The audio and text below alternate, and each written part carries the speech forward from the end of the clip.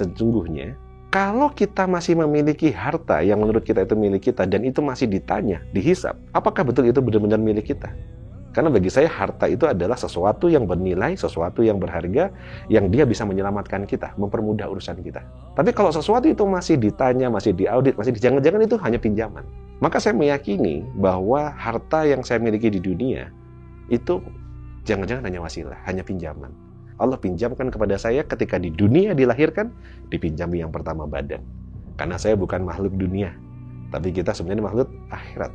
Dipinjamkan waktu, dikasih usia. Dipinjamkan ilmu, dan dipinjamkan harta. Yang ini semua adalah modal tadi, yang Allah pinjamin, yang harusnya kita gunakan di dunia ini untuk apa? Diputar jadi bisnis tadi, yang namanya amal soleh dan amal jariyah. Yang akhirnya dia mengalirkan pahala, amal soleh, amal jariyah kita. Itulah harta yang akan kita bawa mati sampai ke akhirat.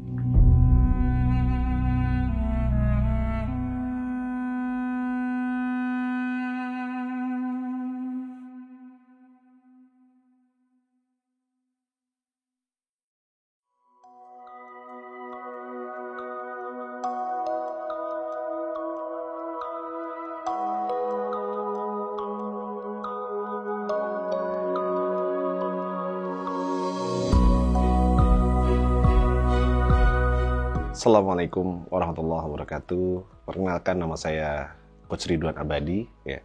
Nama lengkap sebenarnya Ridwan Abadi. Lahir di sebuah desa kecil di Lampung, Sumatera. Dan tumbuh besar sampai akhirnya saya kuliah di kota Malang. Dan alhamdulillah hari ini menetap tinggal di Malang. Walaupun keluarga sebenarnya dari Yogyakarta. Jadi kalau ditanya dari mana, ya saya sering menjawab aslinya Indonesia. Awalnya kuliah di kota Malang. Tapi setelah kuliah, karena dulu pada saat kuliah itu, qadarullah keluarga saya bangkrut. Jadi ayah dan ibu saya punya usaha bengkel. Pada saat saya kuliah, qadarullah usahanya terpuruk dan akhirnya saya harus membiayai kuliah saya sendiri. Nah, di titik-titik itulah semenjak semester 2 saya sudah berbisnis. Punya usaha, melakukannya dari mulai jualan donat, terus sempat akhirnya saya juga punya usaha IT waktu itu, buat web, buat beberapa, ini sampai jadi server pulsa. Dan akhirnya karena mungkin ngerasa sudah nyaman dengan kota Malang, ya, menetap sampai dengan hari ini.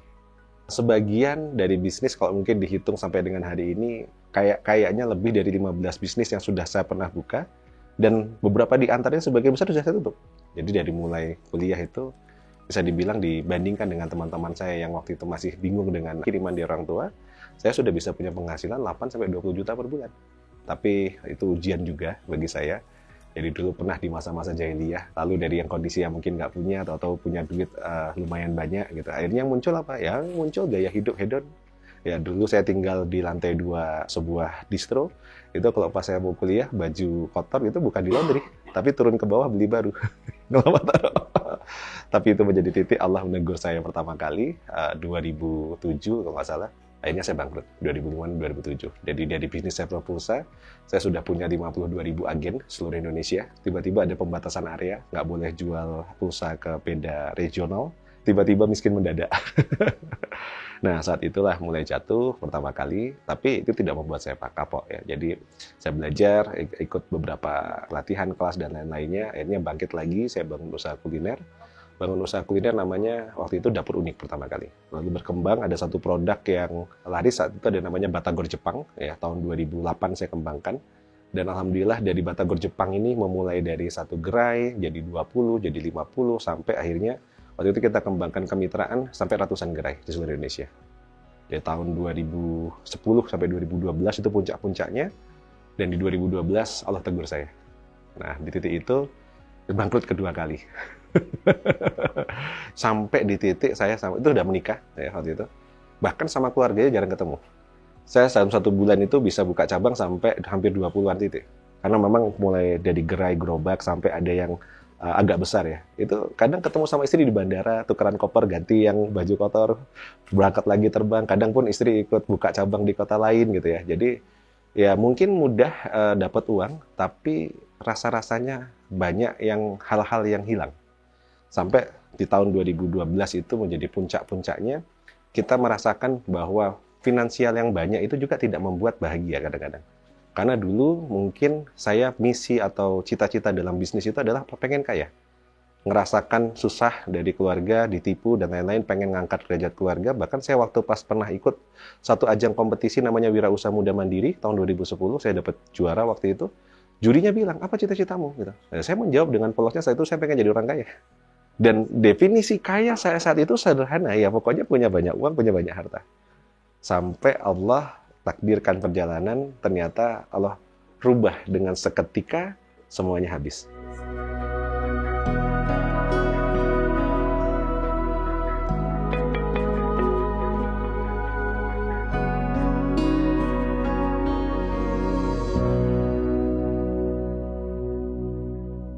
Ketika bangkrut itu, saya ngerasa kehidupan saya titik terpuruk sekali. Kenapa? Karena bukan hanya bisnis yang saat itu babak belur, tapi hubungan saya dengan pasangan, hubungan saya dengan mertua, hubungan saya dengan banyak orang itu rusak saat itu. Kalau ditanya berdampak, hari ini saya justru memanainya kebalik. Kayaknya bukan karena saya bangkrut membuat hubungan saya dengan pasangan dan keluarga bermasalah. Tapi hikmah yang saya ambil justru karena hubungan saya dengan keluarga ini bermasalah. Itu yang membuat saya kayaknya sama Allah ditakdirkan untuk jatuh. Banyak orang berpikir bahwa bisnis itu bisa, atau penghidupan kita, tempat kita cari uang itu bermasalah, dan ada keluarga bermasalah, itu mana yang lebih dulu, kayak ayam dan telur. Banyak orang berpikir bahwa keluarga kita bisa berantakan kalau kita pulang nggak bawa uang. Tapi yang nggak banyak orang sadari, kalau kita memahami betul tentang kehidupan, itu ternyata kadang sebaliknya. Justru karena dari rumah kita bermasalah, hubungan kita nggak harmonis dengan pasangan, sementara dimensi rizki kita dan rizki pasangan itu digabungkan. Sehingga ketika ada pasangan tidak ridho, ada orang tua tidak ridho, bisa jadi itu asbab jatuhnya bisnis kita. Dan saya merasakan betul titik itu, waktu itu bisnis kami di Malang. Jadi saya ingat saya ke Jakarta itu karena ayah mertua saya kena stroke. Dan mereka minta untuk kami pulang ke Jakarta. Ayo ke Jakarta. Dan itu tahun 2011-2012. Akhirnya saya putuskan dengan pasangan untuk ayo kita pulang ke Jakarta, niatnya birrul walidain.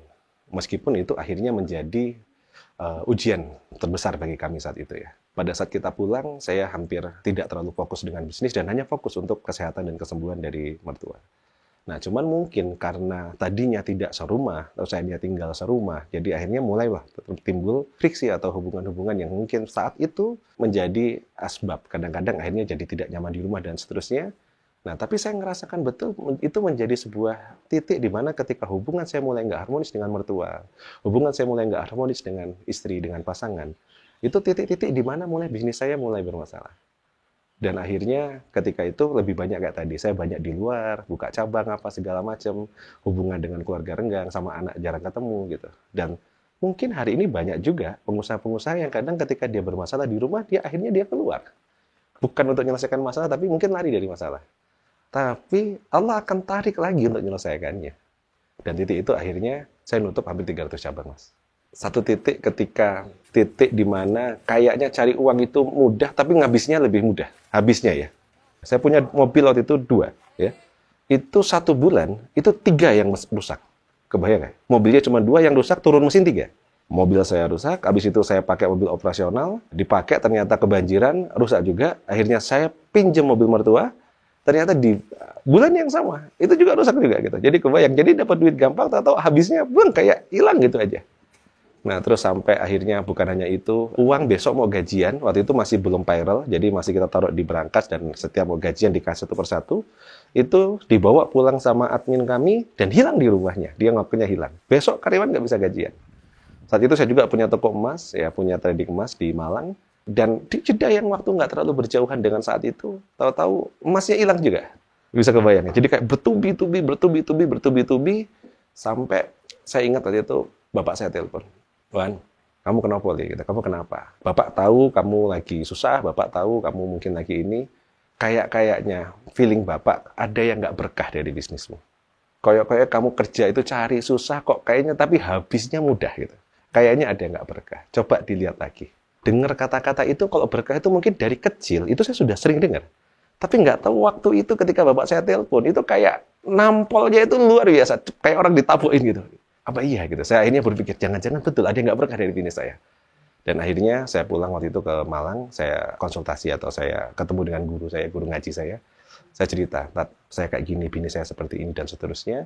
Dan beliau melihat, oh kayaknya dari bisnismu ini ada rizki, ya betul, mungkin kata bapakmu yang masih belum jelas. Nah, jadi waktu itu disampaikan dari cara waralaba itu kan kita ada royalti, ada apa itu. Nah itu yang waktu itu disampaikan ini kayak masih subhat ini. Nah jadi ada sisi yang dimana mungkin ketidakadilan dalam transaksi itu atau akad yang batil. Nah sampai saya mungkin titik itu bukan riba. Jadi tapi titik saya itu kayaknya akad yang batil itu yang kena.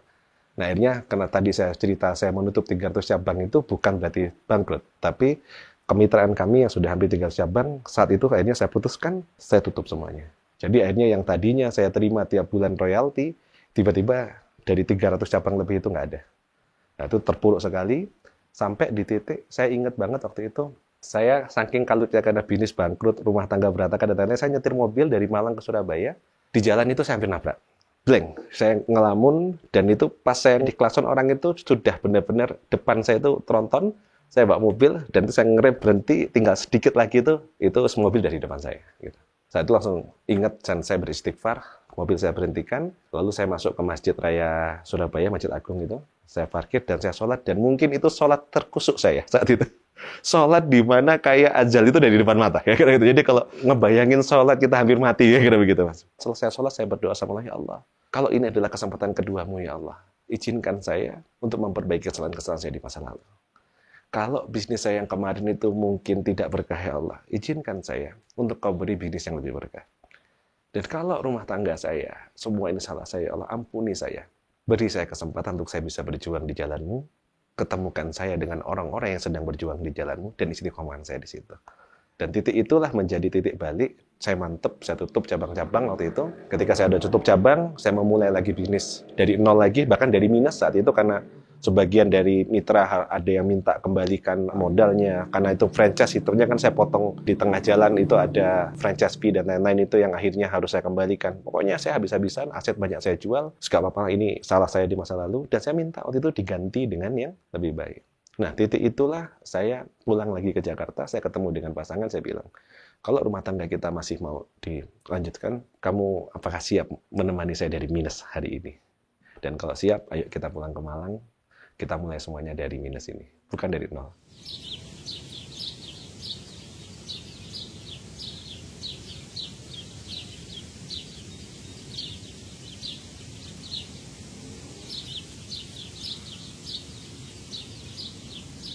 Ketika saya tadi sudah minus tadi, balik ke Malang, saya ketemu sama guru saya lagi, saya tanya, apa yang sebaiknya saya lakukan? Nah, beliau menyampaikan pada saya begini, Mas Ridwan kenali dirinya. Kenali diri Mas Ridwan sendiri. Coba tanya sama 100 orang yang Mas Ridwan kenal, coba di SMS, masih SMS waktu itu ya. Dikontak, dihubungi, tanya, kalau kenal Ridwan itu ingatnya apa?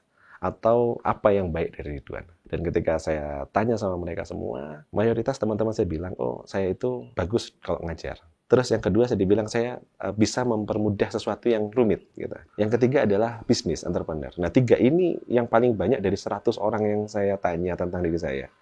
Lalu saya kembalikan kepada guru saya, Ustadz ini dari hasil tadi itu, banyak kan bilang saya itu ini, sama guru saya bilang, kayaknya kamu ini toanya Allah. Gitu. Tapi dalam konteks bisnis. Nah, kira begitu. Nah, jadi sejak saat itu akhirnya saya apa? Oh, berarti kata guru saya, ya riadohmu mungkin untuk menutup kesalahanmu yang masa lalu, ya hal-hal yang lain, ya sudah kamu ngajar saja. Ajak orang untuk kembali kepada mengenal Rasulullah, mengenal Allah gitu. Dengan yang mungkin kemarin, kalau perjalanan bisnismu jatuh bangun sudah banyak, bahkan sampai miliaran, di luar sana mungkin banyak orang yang kayak kamu. Yang bisnisnya jatuh bangun dan lain-lain yang juga sudah miliaran.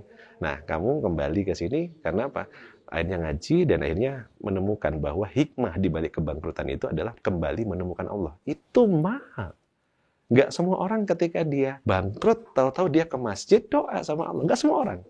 Nah, ketika itu akhirnya saya mulai ngajar gitu ya.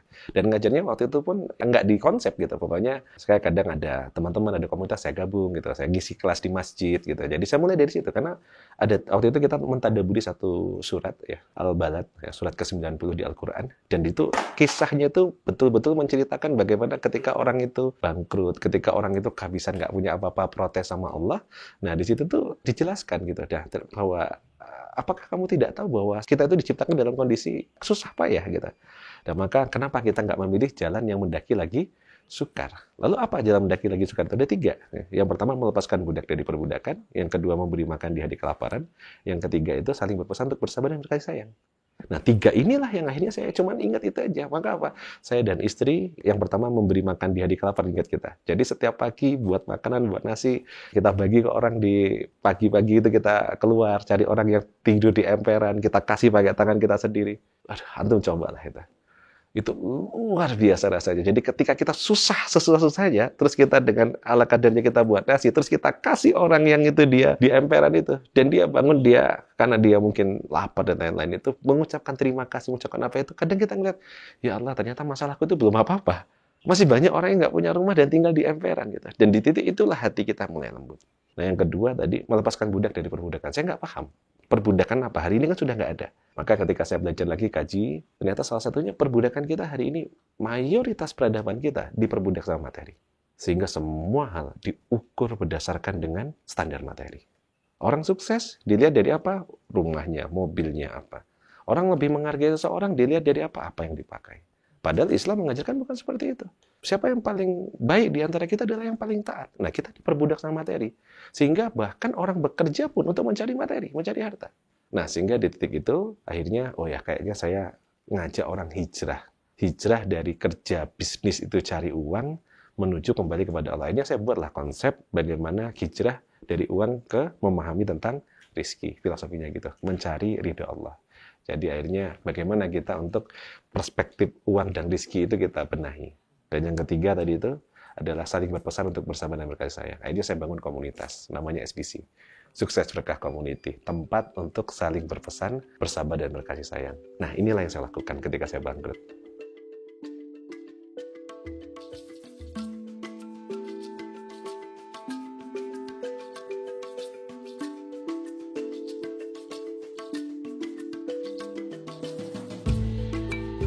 Sebagai pengusaha muslim, kalau kita ngelihat para sahabat kaya-kaya. Sebut saja, Abdurrahman bin Auf, Utsman bin Affan, dan sahabat-sahabat yang lainnya. Kekayaannya, Masya Allah, luar biasa. Nah, tapi mereka tidak menjadikan itu tujuan untuk kepemilikan pribadi. Tapi apa yang mereka lakukan dengan harta itu, mereka jadikan ini adalah alat untuk perjuangan. Kenapa? Karena sejatinya harta kita sesungguhnya bukan apa yang kita miliki. Tapi sejatinya harta kita sesungguhnya adalah yang kita geser untuk rekening akhirat kita. Nah, ini perspektif. Jadi kalau kita menumpuk harta di dunia, saya punya perspektif seperti ini. Saya menyebutnya namanya neraca akhirat. Mungkin kalau teman-teman sering buat laporan keuangan, itu kan pasti buat yang namanya neraca. Di kolom neraca itu ada namanya equity ya, dan juga modal, ada namanya liability, kewajiban atau hutang, dan ada namanya aktiva atau aset. Nah, sejatinya kalau kita ngelihat, biasanya kita berbisnis itu kan kita pasti punya modal. Nah, kalau kita misalnya kurang, pasti kita ada pinjaman. Nah, itulah yang kita pakai untuk menjadi sebuah aset untuk kita putar agar kita bisa mendapatkan yang namanya keuntungan. Misalnya contoh sederhana ya. Saya sedang mau membangun sebuah perusahaan. Lalu saya pinjam Anda semua sebagai investor. Nah, ketika Anda menjadi investor, saya terima dana dari investor ini. Investor kan pasti pengen mencari keuntungan dari apa yang sudah diinvestasikan. Lalu dana itu saya pakai, yang harusnya saya pakai untuk membuat bisnis yang dia menghasilkan laba. Saya beliin mobil, saya beliin rumah untuk saya pakai pribadi dan foya-foya. Apa yang akan Anda pikirkan sebagai investor? Marah tentunya, kecewa, besok lagi bisa jadi nggak dikasih lagi. Akhirnya apa? Bisa jadi ditarik dana investasinya. Nah, maka saya akan kembalikan. Sesungguhnya, kalau kita masih memiliki harta yang menurut kita itu milik kita, dan itu masih ditanya, dihisap, apakah betul itu benar-benar milik kita? Karena bagi saya harta itu adalah sesuatu yang bernilai, sesuatu yang berharga, yang dia bisa menyelamatkan kita, mempermudah urusan kita. Tapi kalau sesuatu itu masih ditanya, masih diaudit, jangan-jangan itu hanya pinjaman. Maka saya meyakini bahwa harta yang saya miliki di dunia, itu jangan-jangan hanya wasilah, hanya pinjaman. Allah pinjamkan kepada saya ketika di dunia dilahirkan, dipinjami yang pertama badan. Karena saya bukan makhluk dunia, tapi kita sebenarnya makhluk akhirat. Dipinjamkan waktu, dikasih usia. Dipinjamkan ilmu, dan dipinjamkan harta. Yang ini semua adalah modal tadi, yang Allah pinjamin, yang harusnya kita gunakan di dunia ini untuk apa? Diputar jadi bisnis tadi, yang namanya amal soleh dan amal jariah. Yang akhirnya dia mengalirkan pahala, amal soleh, amal jariah kita. Itulah harta yang akan kita bawa mati sampai ke akhirat.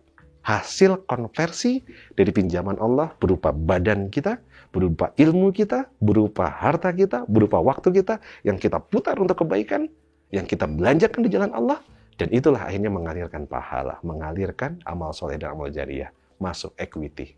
Nah sayangnya di dunia ini kadang-kadang kita ngerasa badan ini punya kita pakai seenaknya sendiri. Kita ngerasa waktu punya kita pakai seenaknya sendiri. Kita ngerasa ilmu punya kita, nggak kita bagi-bagi.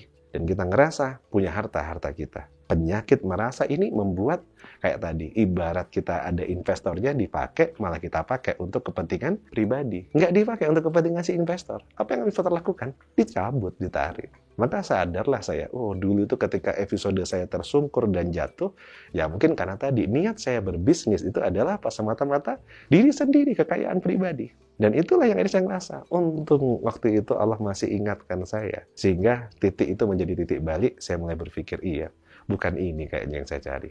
Ternyata apa? Kenapa waktu itu saya dari punya motor seneng, kayaknya masih kurang. Kayaknya mobil deh. Mobil kebeli satu, kayaknya pengen yang lebih keren. Pengen ini, pengen itu. Nggak ada batas cukupnya. Terus saja. Tapi ketika saya jatuh dan akhirnya memahami, titik itu akhirnya saya sadar. Ini semua pinjaman. Kenapa? Karena di akhirat, 4 hal ini semuanya dihisap. Waktu kita, ilmu kita, harta kita, dan juga badan kita. Bahkan bicara tentang harta, hisabnya panjang. Dari mana, untuk apa? Jelas, untuk apa itu nggak akan ditanyakan. Kalau nggak itu adalah sesuatu yang harus kita pahami.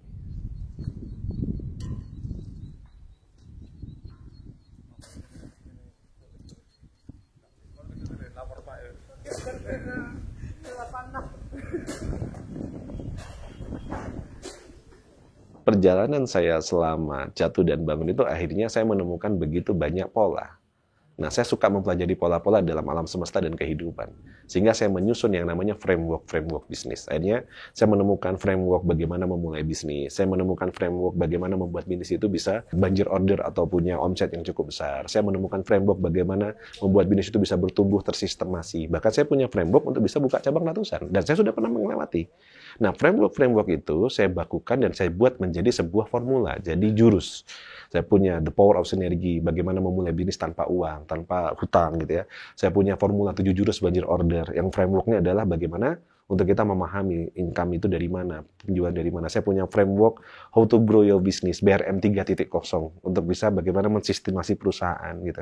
Dan itu saya lakukan dan saya buktikan di perusahaan saya sendiri. Dan ketika saya jatuh, saya ketemu dengan beberapa orang yang episodenya dia mungkin berbeda cerita, tapi pengen untuk bisa bertumbuh. Ketemu dengan contohnya kemarin ada Mas Nanang Nolongso.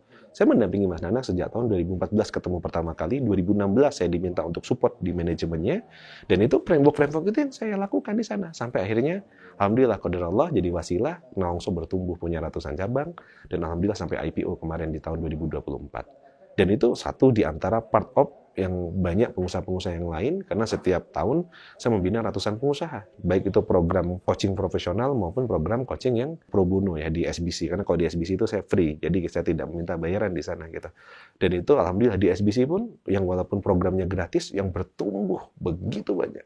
Ada pengusaha yang pertama kali ikut kelas kita, dia nulis angka target omset 1 miliar saja, dia nggak berani. Masih cuma setahun 750 juta. Ya, sekarang dia, alhamdulillah waktu itu ketika di kelas saya bilang, harus berani untuk memecahkan 1 miliar pertama. Bagi saya, impian boleh tidak masuk akal. Selama cara mencapainya masuk akal. Nah, ini framework itulah untuk membuat itu menjadi masuk akal. Gimana cara mencapainya? Pengusaha itu hari ini omsetnya sudah hampir 200 miliar. Yang dulu nulis 1 miliar aja nggak berani. Artinya ketika tadi ditanya, bagaimana? Ya saya ngalir, karena saya yakin bahwa yang memberi pertolongan Allah. Tugas saya apa? Menyampaikan apa yang saya tahu. Bagaimana dulu saya memulai dari nol, sampai saya bisa punya ratusan cabang. Dan ternyata, Masya Allah, hikmahnya apa? Saya sampai hari ini, kalau saya hitung-hitung, ada 21 bisnis yang sudah pernah saya buka dan saya tutup. Saya pernah bisnis makanan, saya pernah bisnis fashion, saya pernah bisnis properti, saya pernah bisnis IT, saya pernah bisnis macam-macam. Dulu saya protes sama Allah, ya Allah, gini banget ya, kayaknya di luar sana itu orang yang maksiat, dan orang yang kayaknya lebih buruk dari saya itu banyak. Tapi mereka bisnisnya bertumbuh, saya ini kayaknya nggak buruk-buruk banget, tapi kenapa saya mulai bisnis naik, turun, jatuh, gitu. Tapi ternyata sekarang saya memahami, ternyata itu cara Allah membuat saya belajar. Sehingga saya memahami banyak bisnis, dan sekarang saya ngobrol dengan pengusaha. Bisnis properti saya nyambung, bisnis IT saya nyambung, bisnis bengkel saya nyambung, bisnis kuliner saya nyambung, bisnis apa nyambung. Ternyata, karena saya punya pengalaman jatuh bangun di situ. Jadi sehingga, kalau dulu ada pepatah bilang, guru terbaik adalah pengalaman, itu saya. Saya punya guru yang terbaik, pengalaman saya. Jatuh bangun hampir 10 tahun. Tapi bagi teman-teman semua, udahlah itu falsafah lama. Falsafah baru adalah guru terbaik pengalaman orang lain. Kalau kita nggak perlu ngalamin gagalnya dan bisa belajar dari kegagalan orang lain, insya Allah kita akan lebih baik. Itu shortcut-nya. Nah, maka hari ini saya pengen jadi jembatan. Banyak orang nggak perlu mengalami jatuh bangun kayak saya. yang dulu bisnisnya ngejar harta dunia dan akhirnya tersungkur jatuh, bangkit lagi, dan hari ini saya merasakan ya kebahagiaan, ketenangan. Nah, ketika saya mulai ketemu dengan Allah. Nah, maka semoga ini jadi jalan wasilah buat banyak orang.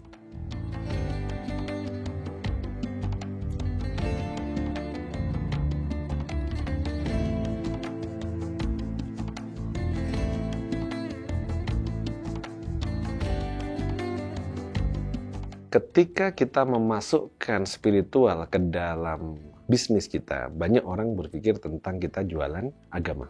Perspektif atau propaganda untuk membuat kita tidak melakukan syiar itu dilakukan sama orang-orang yang tidak ingin pengusaha-pengusaha muslim itu bangkit. Sehingga ketika pengusaha muslim membawa nilai-nilai spiritual, seolah-olah so agamais dan seolah-olah itu dia menjual agama. Padahal para sahabat sudah memberi contoh bahwa tidak ada yang namanya dikotomi antara bisnis dan juga ibadah.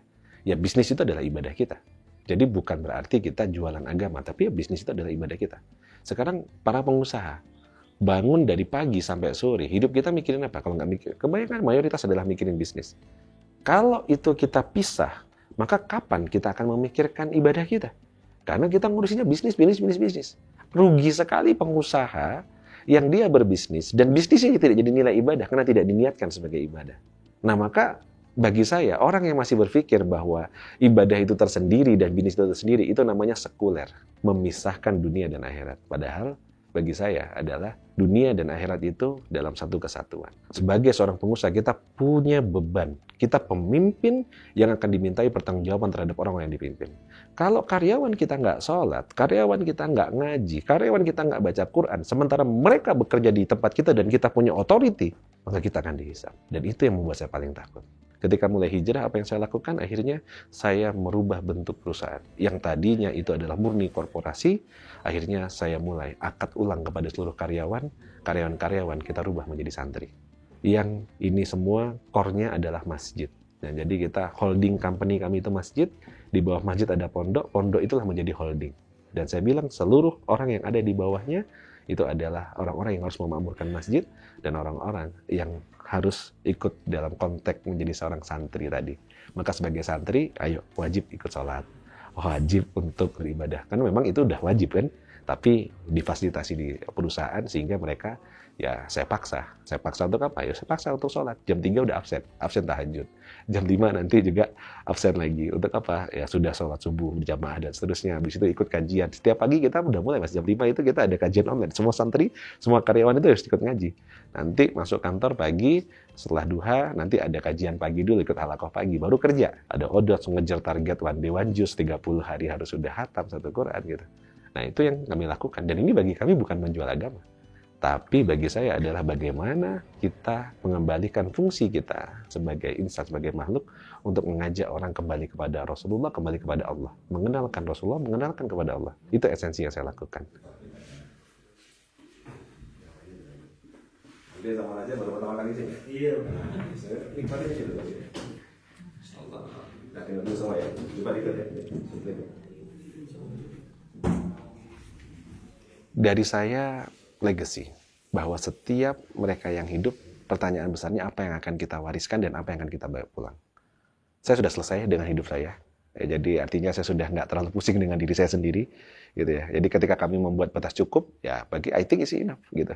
Sudah gitu. Jadi kayak tadi nggak ditanya tentang bisnisnya gimana, saya sudah nggak terlalu pusing dengan itu semua. Dan alhamdulillah hari ini, Mas, kami masih punya perusahaan, ada beberapa brand yang kami kelola, hampir 32 brand gitu ya. Saya jadi komisaris dan jadi investor di beberapa perusahaan juga gitu. Tapi nggak kayak dulu yang terlalu saya show off kan gitu. Jadi orang lebih kenal saya sebagai seorang coach gitu. Tapi saya juga punya bisnis, saya punya investasi. Dan saya rasa saya sudah selesai dengan dunia. Nah, jadi pikiran berikutnya adalah bagaimana mencari bekal sebanyak-banyaknya untuk pulang. Saya kan sering traveling, Mas, jalan keluar kota kemana-mana.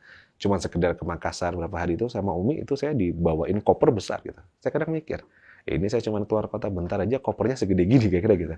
Nah, kalau saya nanti berangkatnya ke tempat yang nggak tahu, nggak ada batas waktunya di akhirat kelak, masa saya nggak nyiapin bekal? Nah, itu what's next-nya saya. Jadi adalah legacy untuk ya, generasi berikutnya dan apa yang saya bawa pulang nanti ketemu dengan yang memang sudah dirindukan, itu ketemu dengan Allah Subhanahu wa taala. Yang kedua, what's next-nya SBC.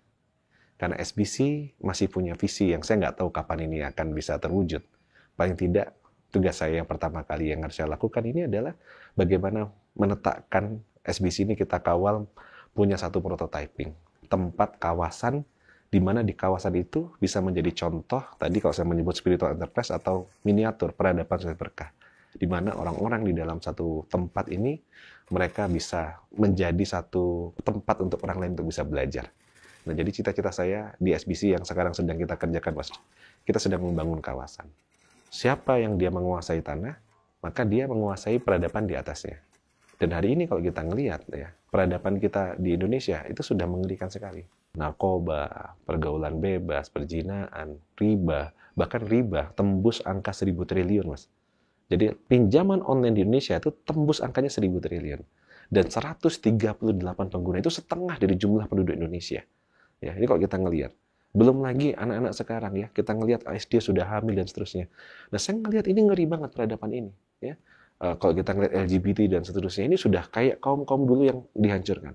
Nah, maka kontribusi kita, tanggung jawab siapa? Generasi berikutnya.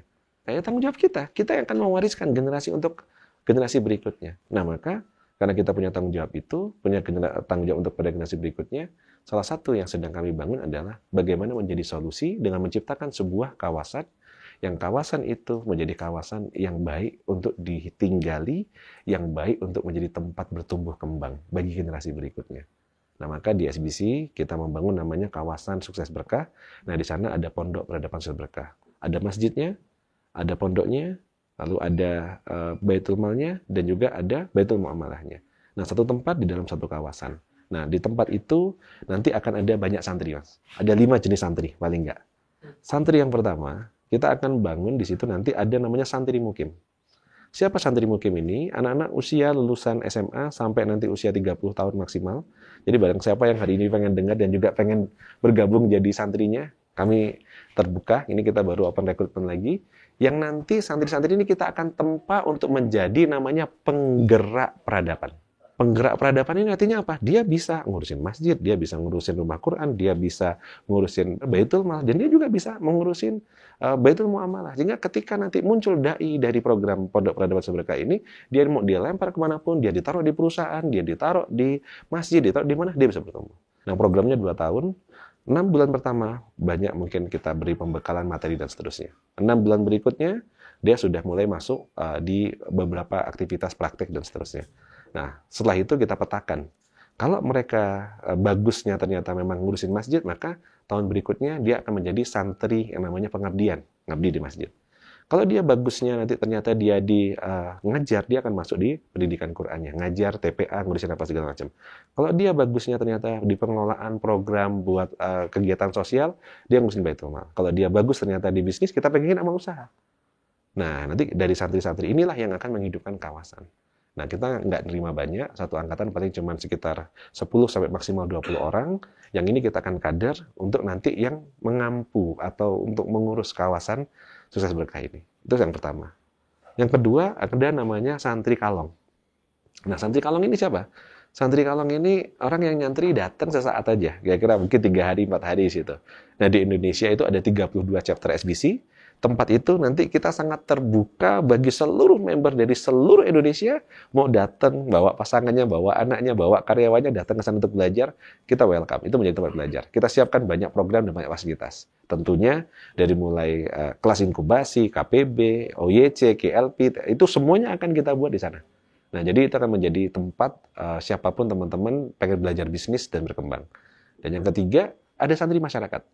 Pondok ini nanti akan memberi dampak sosial kepada masyarakat, jadi kita bangun TPA, kita akan terjun ke masyarakat juga untuk mengajak masyarakat dari mulai yang kecil sampai yang sudah dewasa, knowledge kita tentang bisnis kita akan sharingkan kepada mereka semua, dan bagaimana mengenalkan mereka tetap kembali kepada Allah dan Rasulullah. Dan yang terakhir, yang kelima, ya, santri karya. Santri karya ini siapa? Santri karya adalah mereka yang nanti sudah lulus dari program, dan mereka berkhidmat, mereka ada yang nanti kita akan rekrut untuk menjadi santri karya di sana. Nah, inilah tempat yang nanti kita bangun namanya Pondok Peradaban Sukses Berkah.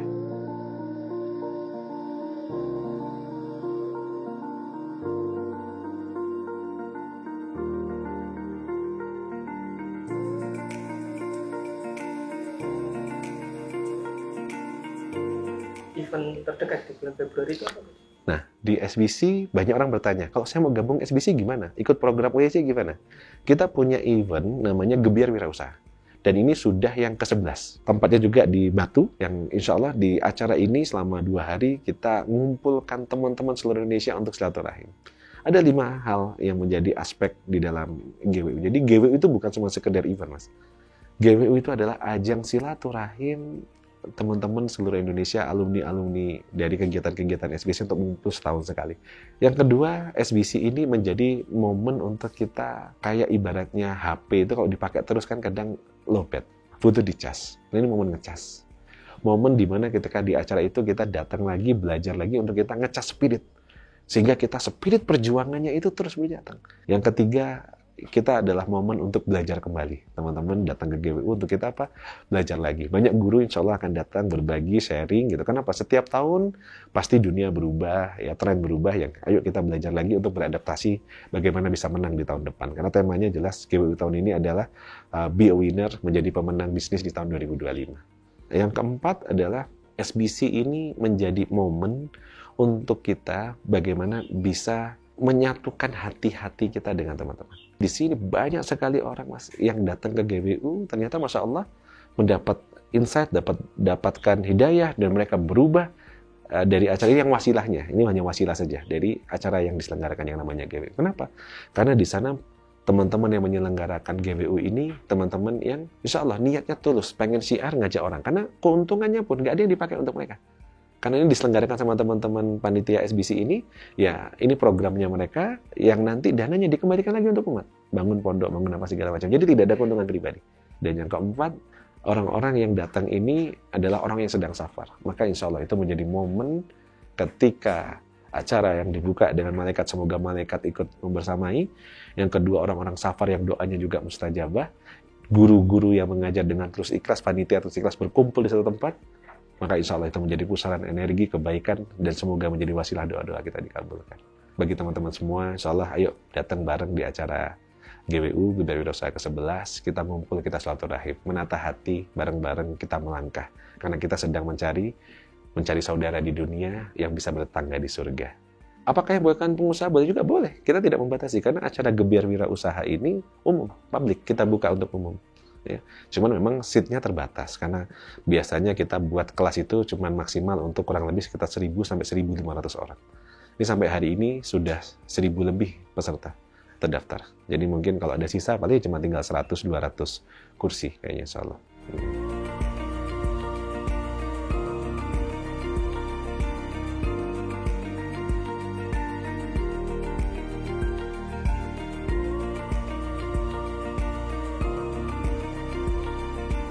Setiap dari kita punya jatah usia, punya jatah waktu, dan kita nggak pernah tahu kapan kita akan kembali kepada Allah Subhanahu Wa Taala.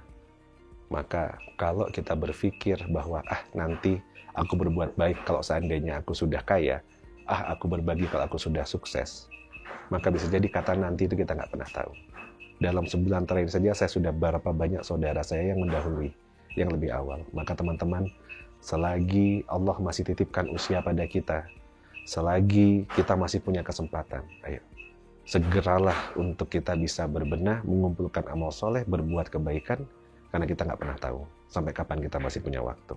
Maka sahabatku sekalian, pemirsa dari Pecah Telur ini adalah momen kalau antum menyimak video ini di beranda antum, ini bukan kebetulan.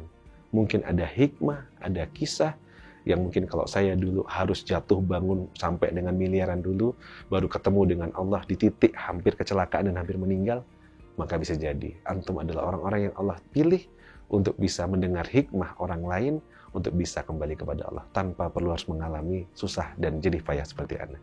Terima kasih buat teman-teman dari Pecah Telur, semoga kisah ini menjadi sebuah inspirasi, dan semoga semua tim dari Pecah Telur Allah terus jaga di dalam kebaikan dan keistiqomahan.